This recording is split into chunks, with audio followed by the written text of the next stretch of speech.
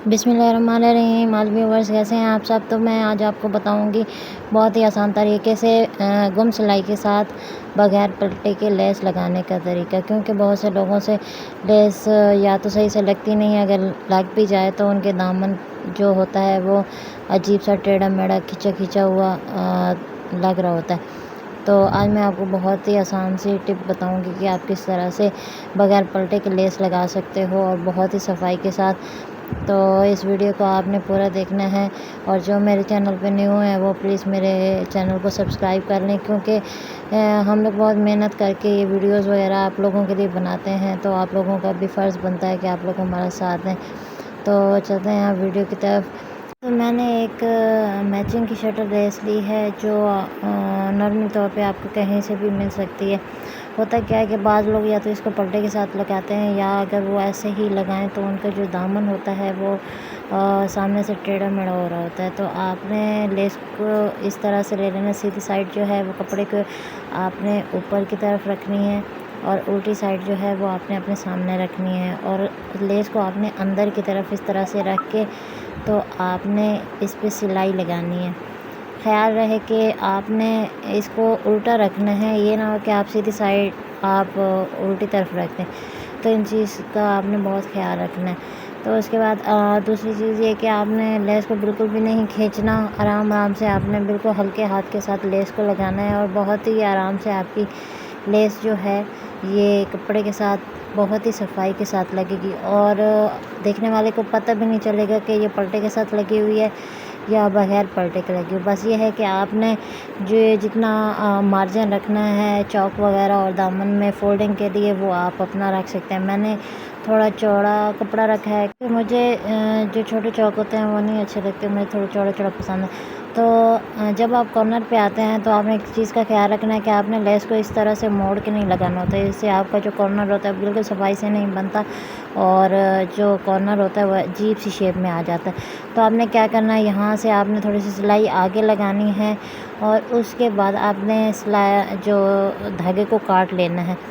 उसके बाद जो आपका ये कपड़ा होगा इसको आपने अंदर की तरफ फोल्ड करना है इस तरीके से। आप चाहें तो प्रेस भी कर सकते हाथ से, या आप इसको दबा के इस तरह से आप अंदर की तरफ फोल्ड करेंगे लेस को, और उसके बाद आप इसके ऊपर से सिलाई लगाना शुरू कर देंगे। इससे क्या होगा कि आपका कॉर्नर बहुत ही सफाई के साथ बनेगा, और गुम सिलाई के साथ आप इसको लेस को लगाने का ये बहुत ही आसान तरीका है, और इतनी सफाई से लगता है कि इतनी आप अगर डबल सिलाई के साथ लगाते हो लेस को तो वो बिल्कुल भी अच्छी नहीं लग रही होती, और बिल्कुल सफाई के साथ नहीं दिखती। और जब दामन पे वो लेस लगाते हैं तो वो खिंचाव उसका आ रहा होता है, और बिल्कुल सामने से फिनिशिंग नहीं आ रही होती।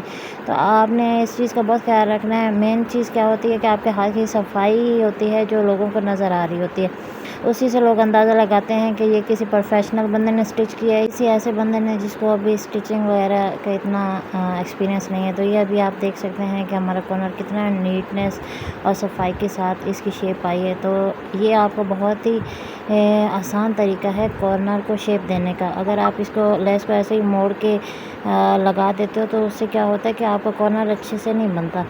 तो इस तरह से आपने अपना कॉर्नर बना लेना है। अगर आपको उसमें समझ नहीं आई तो अभी मैं आपको दोबारा कॉर्नर की शेप बना के दिखा देती हूँ। तो होता क्या है कि आपने सिलाई इस तरह से लगा लेनी है, उसके बाद आपने धागा काट लेना है। धागे भी आपने साथ साथ काटते रहना है, इससे भी आपकी नीटनेस पे बहुत फ़र्क पड़ता है। उसके बाद आपने इस तरह से अंदर की तरफ लेस को मोड़ना है, और बहुत ही आसान टिप है ये, और इससे आप कितने अच्छे कॉर्नर बनते हैं कि देखने वाले को भी नहीं पता चलता कि किसी टेलर ने स्टिचिंग की है या आपने खुद घर में की है। तो ये टिप्स होती हैं जो आमतौर पे ये बड़े बड़े टेलर्स यूज़ कर रहे होते हैं। तो अगर आप भी इन छोटी छोटी टिप्स पे अमल करेंगे तो आप भी बहुत नीटनेस के साथ अपने जो स्टिचिंग वगैरह होती है उसको कर सकते हैं। तो सर लेस लगाते हुए आप एक चीज़ का ख्याल रखें कि आप लेस को कभी भी ना खींचें। उससे क्या होता है कि आपका कपड़े में खिंचाव आता है, और आपकी जो कपड़ा होता है वह अंदर से खींच रहा होता है, और बिल्कुल भी अच्छी शेप नहीं आती आपकी। और इसी यही वजह होती है कि कुछ लोगों से लेस सफाई के साथ नहीं लगती। मेन वजह यही होती है कि वो या तो लेस को खींच रहे होते हैं या तो फिर वो कपड़े को खींच रहे होते हैं। तो ये छोटी छोटी टिप्स एंड ट्रिक्स होती हैं जिस पे आप अमल करके एक अच्छा प्रोफेशनल टेलर बन सकते हैं।